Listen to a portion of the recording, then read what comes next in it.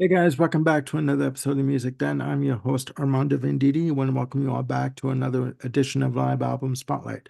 But there's going to be a bit of a twist here. This is going to be a live album spotlight segment and movie review.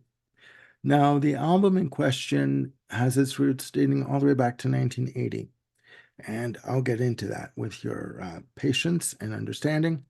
So sit back and relax because there's quite a bit of information for me to unpack here. The band in question is Queen, and the album in the spotlight today is Queen Rock Montreal.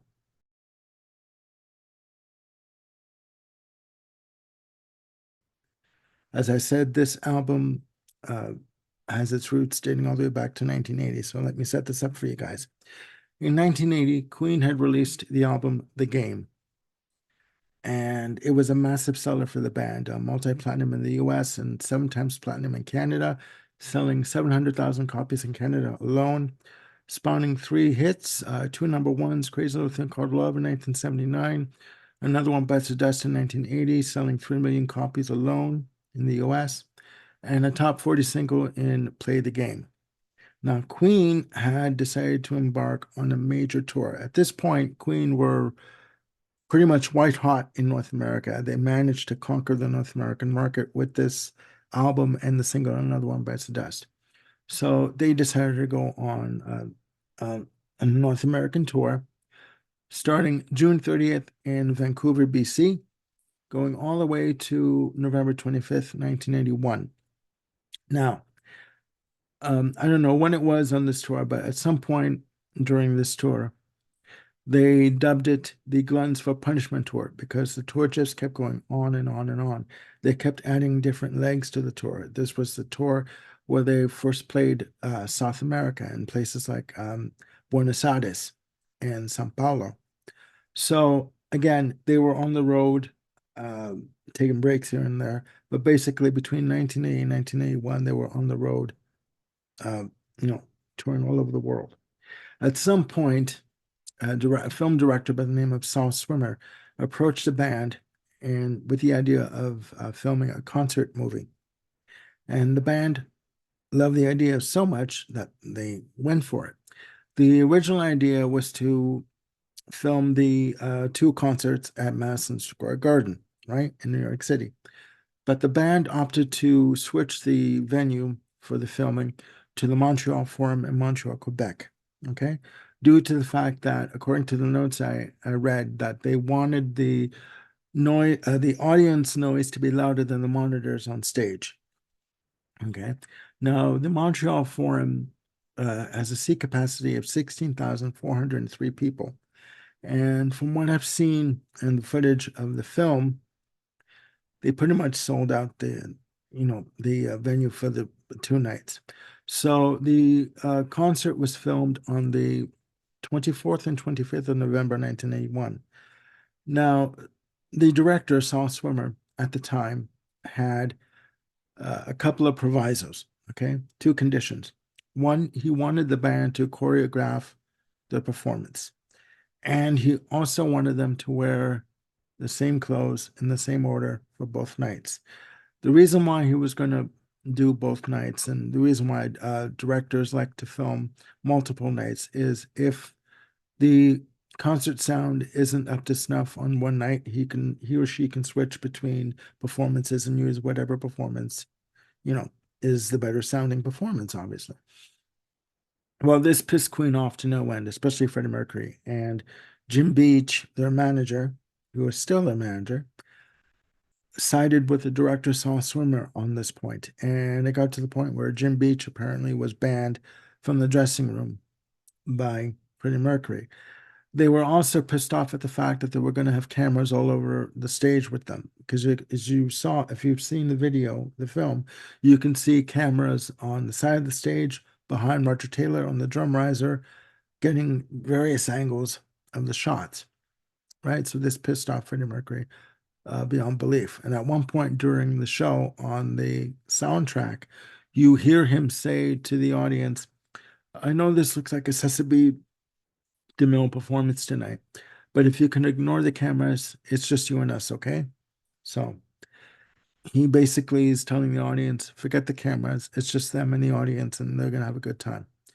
Now, in order to screw up with the continuity for the concert, Freddie Mercury, up until the point of them doing Another One Bites the Dust, Freddie Mercury changes into a pair of tight white shorts with no shirt on. Well, for the performance of Jailhouse Rock, he switches back into a pair of jeans.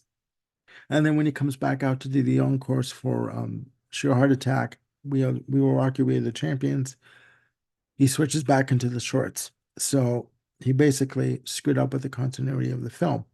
And on the second night of the performance, on the 25th of November, the band did not perform Jailhouse Rock as part of the set list. They did that purposely, again, to screw up with the continuity of the film. So, all that drama aside, there's more drama to come, but I'll get more into the music itself. Queen Rock Montreal, the original name for the project was We Will Rock You, and it was released as a concert film. I first heard about this movie in 1983. Somebody told me about it. Actually, it was Roy Smith, someone who worked at the grade school I attended, told me about this concert that was coming out. I first saw this movie in 1991. It was released on VHS video in a 60-minute format version, and then again in a 90-minute format version, 90 minutes plus. Now, if you're a fan of Queen like I am, seeing Queen on stage for 60 minutes does not cut it, okay? It was heavily edited. The track Now I'm Here was edited right down to where Freddie does the call and response with the audience. That's where they break into the song and on film, and then they break into another, they go into another song. So it was heavily edited down to 60 minutes. I finally got a version of the 90-minute film. And for years, I was happy with that.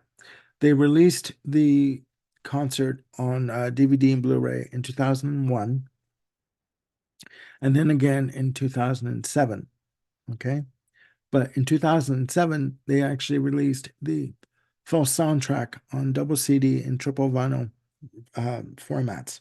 So that was the first time in 2007 that you were able to own the entire concert on double disc or triple vinyl. Now, in 2007 was when Saul Swimmer lost the rights through Mobile Vision to own the film and the music. The rights were purchased by Queen. They quickly remixed the music and re-released the album in its proper form, for what they consider to be its proper form. Now, I'll give you all the specifics here. Queen Rock Montreal was released on October 29th, 2007. The music was originally recorded by Mac. The album, when it was released in 2007, was produced by Justin Shirley Smith, Chris Fredrickson, and Josh McRae. Executive produced by Roger Taylor and Brian May. There are 28 tracks on this album. Okay. Now I'm going to go through it with you. I'm going to go in between the concert film and the actual double CD soundtrack. Now, again, when the film starts, it's, you see the audience with the lighters happening and they're all freaking out because the concert's about to start. You hear some really sort of low, kind of like almost like Moog keyboards, really eerie kind of sounding effect. And then you hear thunderclaps happening. And then you see the lights erupting on stage and the smoke. Okay. And the audience is going crazy. And in 1978, the lighting rig that they had was dubbed the pizza oven because it was a bank of lights that basically covered the stage. They were bathed in lights. Okay. This version of the lighting rigs was separated into like four, I believe three or about four separate panels that would rise at the beginning of the show, almost like, fingers on a hand, right? And as they're rising, the lights are coming on and the smoke is filling the stage and the audience is going crazy along with the sound of the thunder, claps coming in. All of a sudden you hear the guitar revving up for We Will Rock You. The band watching the We Will Rock You, the fast version. Okay. The audience is going ballistic. Okay. They are going nuts. And the band come on stage, Brian May doing the opening chords of We Will Rock You. Freddie Mercury comes running on stage, okay, in the leather jacket, the white jeans, and the Superman um, t-shirt that he has on, and they're all over the place. They're all running all over the stage. People are getting into it. They're like revving up the audience. They're going crazy. They're all over the place, right? It's like manic, but they're in control. They know what they're doing. They're getting the audience revved up and ramped up and ready to go. Then after We Will Rock You, they launch into, after the introduction by Freddie Mercury saying, "Hello, Montreal, long time no see," they launch into Let Me Entertain You from Jazz. Little quick note, what I like about the set list is it's a combination between the Jazz set list from 78, 79, and the game set list from 1980, 81.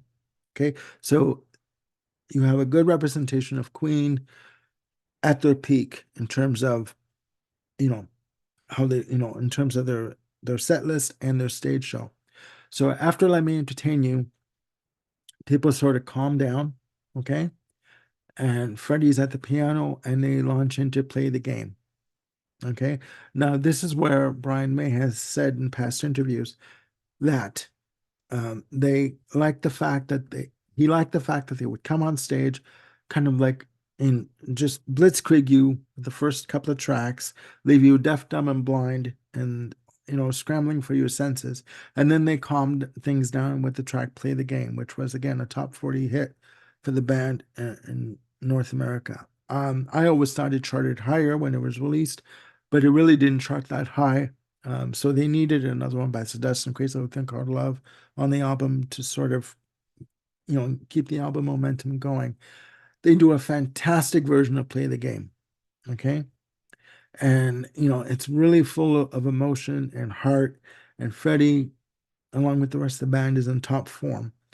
After Play the Game, they launch into a 7-minute, 53-second version of Somebody to Love. Now, I've always loved this song. When it came out in 76, even from, when they played it in concert, and this was the first time I actually saw them do this song in the set list from 1981 when I saw the video in 1991. And I should also note that the band never did like the sound quality from the original mix of the We Will Rock You film. They thought it was very flat, and they did not like the way it sounded at all. They actually divorced themselves from that film. So they go into Somebody to Love. And what I like about this version is it's Freddie Mercury doing a call and response with the audience, right? He's getting them into it with the audience during the breakdown section, okay? And people are into it. They're clapping, they're like freaking out, they're like going nuts, right? After Somebody to Love comes Killer Queen, okay? And perfect version of it. When they did this song in 1978 and in the 70s, it was part of a medley that would start with Death on Two Legs, and then it would segue into Killer Queen. Okay, Death on Two Legs at this point is out of the set list completely. And after Killer Queen, of about a minute 59 seconds, they launch into I'm in Love with My Car. Blistering version of I'm in Love with My Car. Sorry, I'm in Love with My Car. Blistering version, okay? And you've got Roger Taylor on drums taking over the vocals, just amazing. And you see Freddie Mercury, on the piano, doing his bit, playing his part, and he's looking over at Roger Taylor saying, "Go for it. You've got this. You can, this is amazing." They're into it. The audience is just going crazy. And again, some blistering guitar work done from Brian May on this track. After I'm in Love with My Car, they go into Get Down My Glove from News of the World. And this song, according to the notes I had, kind of varied from night to night, whether or not people liked it or not. Now, in the breakdown section, when they go into the guitar swirling effects, up comes the smoke on stage, and the lights go into this sort of pattern of like flickering on and off, and Brian May is doing the guitar effects using this distortion pedals and etc., using different pickups and settings and using different effects. And then you hear Freddie Mercury walking around the stage doing some eerie vocal effects. It's really eerie when he does it. If someone compared it to some effects from Close Encounters of the Third Kind, when the spaceship comes down. But the audience is getting into it. They're like going crazy, right? And they come out of that section, they finish the track, and the people are going nuts, right? They love it. And at this point, after Get Down Make Love, they go into Save Me. Okay, the final track on the game. It was released as a fourth single in Europe and in the UK. It was a minor hit for the band. It was never released as a single in North America, but it's a beautiful kind of respite from what just happened with Get Down, Make Love. This is what I like about Queen. They take you on a ride and then they calm it down, and then they take you on another roller coaster ride and then they calm you down, and this is when it's one of the common moments. You see Brian May on piano, and Freddie Mercury does a fantastic vocal delivery on this track. Just amazing, right? And after that, they launch into Now I'm Here. Okay. Now, on the original version of We Will Rock You, they break into Now I'm Here while Freddie's doing the call and response with the audience. They don't play the full track, which pissed me off big time. Here, they play the full piece, okay? Clocking in at 5 minutes and 31 seconds. Blistering version of Now I'm Here, again, which was a single in the UK, in Europe in 74 for Sheer Heart Attack. It was never released as a single due to Elektra Records' ignorance upon release of Sheer Heart Attack. And then after Freddie Mercury does the call and response with the audience, they segue into, again, another blistering version of Dragon Attack. Now, Dragon Attack from the game, Roger Taylor has said that this track was quite difficult for him to do in terms of the time signature for the drums. Okay.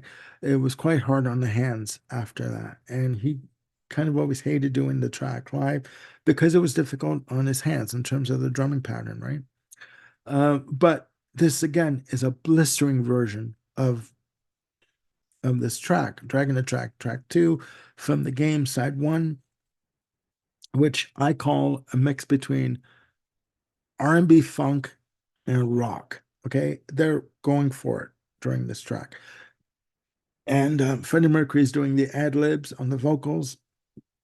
He is in top form. Okay, then they do another breakdown section, and Freddie Mercury does another call and response with the audience, and then they break into the final section of Now I'm Here.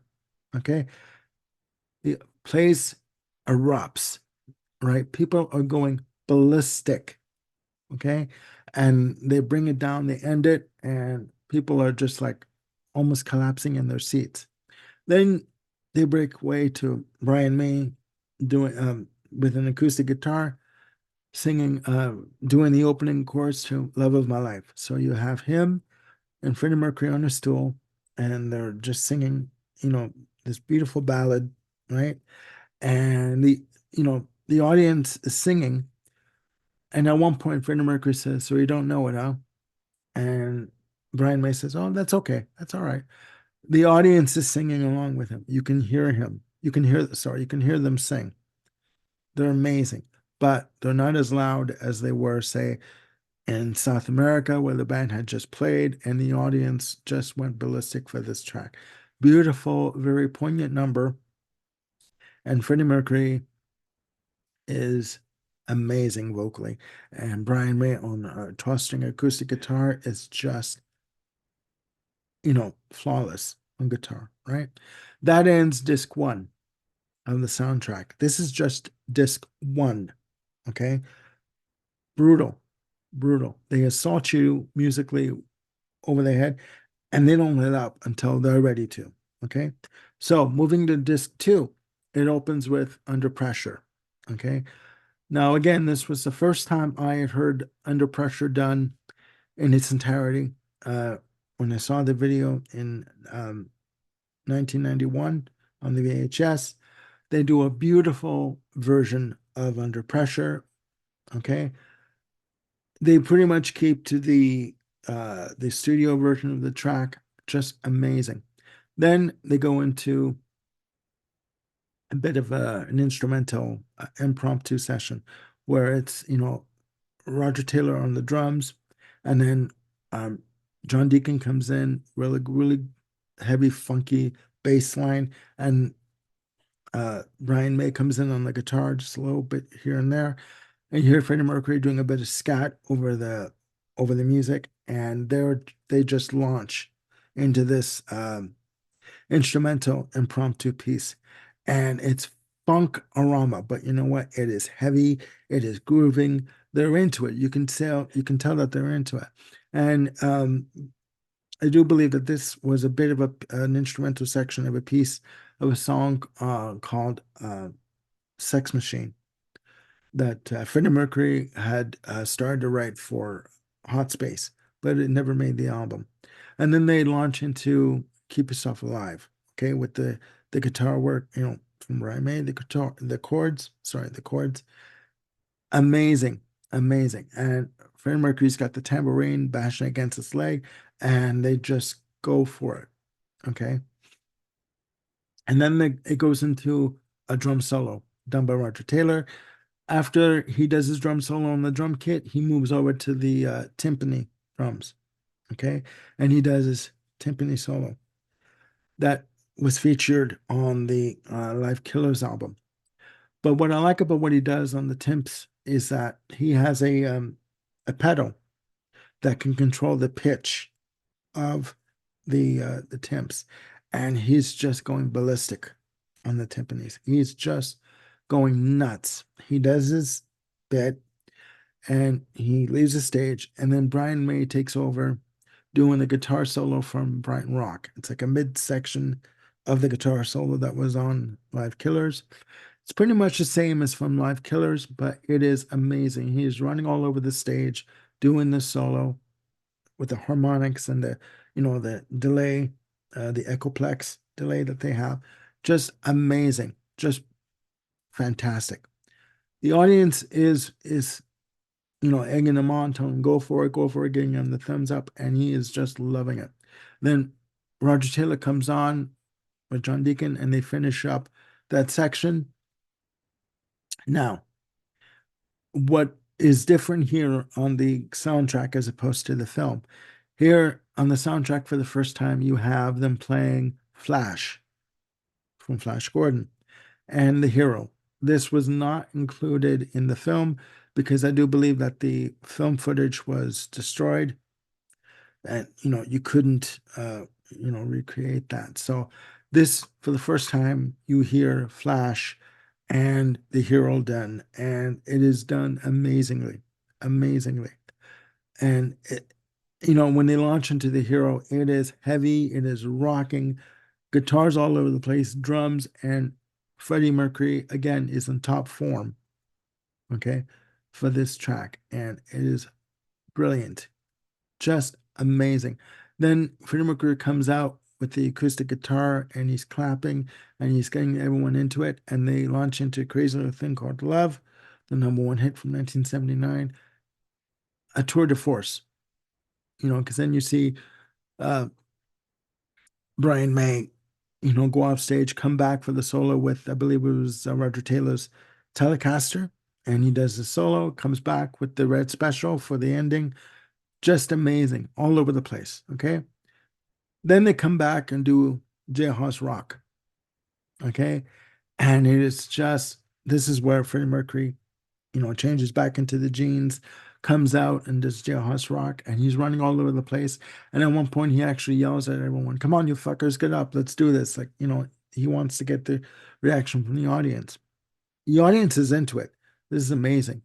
After Jailhouse Rock comes Bohemian Rhapsody, and it is done in its entirety, and clocks in at 5 minutes and 28 seconds. Just beautiful, Beautiful. They get a standing ovation at the end. At one point, Freddie Mercury, someone throws a bouquet of roses on the stage. He picks it up and sends his love. Then they launch into a blistering version of Tie Your Mother Down. Okay. Amazing, amazing. High energy all the way. And at the end of the track, where it's on the vamp, when they end the track, Freddie gives a signal, and you hear the smoke bombs go off on stage. You can actually hear them go off all over in front of the stage. The audience is going crazy at this point. Okay. Everyone is into this. Then they come back for a blistering version of actually, no, I made a mistake. They come back for another one by Dust. And at this point, this track is relegated to the encore slot. And it's fun. I was ahead of myself. It's funky. It's, you know, Roger Taylor is in the pocket with the drum beat. He is just going for it. And they're having fun with it. They're having fun with it. Frederick comes out again in the white shorts, and he's got a Montreal Canadiens cap on, and he's, sauntering around the stage, and they're just having fun with it. They're just having fun with it. And he's dancing around the stage, and John Deacon is, slapping on the bass for this, the little bass shots, just going crazy. Fantastic version of this track, really funky and just amazing. Then they come back on for the final encore of Sheer Heart Attack, and Roger Taylor just delivers a blistering 3 minutes of drums, just amazing. And Brian May comes in shredding on the guitar, just brutal, just brutal. This is punk rock. This is punk rock, right? Sheer Heart Attack, for those of you out there, a few of you out there who don't know, was originally written for the album Sheer Heart Attack, but it wasn't finished in time, so it showed up on News of the World. And it's just a 3-minute, 53-second blistering attack on the audience. They don't know what to do. Freddie Mercury at one point is like running all over the stage, trying to grind into Brian May as he's doing a solo. And, that's it. Everyone's going crazy. They end the track, and then they segue into We Will Rock You, right? With the drumming, the drum beat, the marching drum beat, and Freddie Mercury comes on. They do the song. They launch into We Are the Champions, a beautiful, heartfelt version of this. And, the audience is just mesmerized, right? But they're into it. And then they end it off with God Save the Queen. Okay. The, the audience is into it. The band is into it. And it's worthwhile to note that this is the last time that the band would perform on stage as just the four of them. There are no backup musicians for this performance or for this tour. This is the last time that would be, because in 1982, when they did the Hot Space tour, they would go on tour with Morgan Fisher, who ex of Mott the Hoople, who would be a backup keyboard player for them for the Hot Space tour. But this was the last tour that you would have the four members of the band on stage. Okay. To me, again, as I said, this is a fantastic audio and visual snapshot of the band, early 1980s. This is a good combination between the jazz set list and the game set list between 1978 to 1981, because both albums are pretty much well represented. The game album is very well represented on this tour, and it is a bloody brilliant rocking performance. The soundtrack clocks in at 98 minutes and 3 seconds. Okay. It is just again, a fantastic live album. You can get this on Amazon. You can get this through Discogs. You can even stream this on YouTube. You can also watch this movie on Disney Plus, if you have the Disney Plus. And what prompted me to do this video was it was released. I did see it on Disney Plus again, but it was also released in January in IMAX format for a 3-day weekend from, I believe, January 18th to the 21st of 2024. And it's been re-released again on Blu-ray and DVD, and again on CD. So please check it out. Again, you can stream this on YouTube, and please let me know down below what what you think of the album. Do you like Queen Rock Montreal? Do is it your favorite album? Do or which which live album, sorry, of Queen do you like the best? Do you like Live Killers, Live at Wembley, uh, Queen Live at the Pole, or do you like Queen Rock Montreal? Okay, personally, this is number two. Live Killers for me will always be number one. Again, please let me know what you think, and put your comments down below. Coming up on the channel, I'm going to be doing shows with Jim Bricker. Coming up, we're going to be doing a new music discovery on saxophonist composer John Zorn. That's going to be an interesting show. I'm going to be doing another segment this coming up on Robert Trower on the 50th anniversary edition of Bridge of Sighs, which I just got the 4-disc anniversary edition in the mail. I'm going to be talking about that. That's coming up on the channel. And we're going to be doing more shows with Bill Schuster. We're going to be doing a new music discovery on Concrete Blonde. Bill is a major fan of Concrete Blonde. He has all the albums. I have only one, so we're going to do a new music discovery. He's going to talk about Concrete Blonde. We're also going to be doing a show on Renaissance of Scheherazade and Other Stories. And the title of is this the definitive album? And many more shows to come. So please stay tuned for that. But for now, I will bid you goodbye. I am Armando Venditti, hoping you guys are having a good day. And please click like and subscribe and hit the notification bell to keep yourselves on top of any new content that I've got coming up. So, yeah, that's it for now. Please look after yourselves and one another, and I'll see you soon with another video. Bye for now.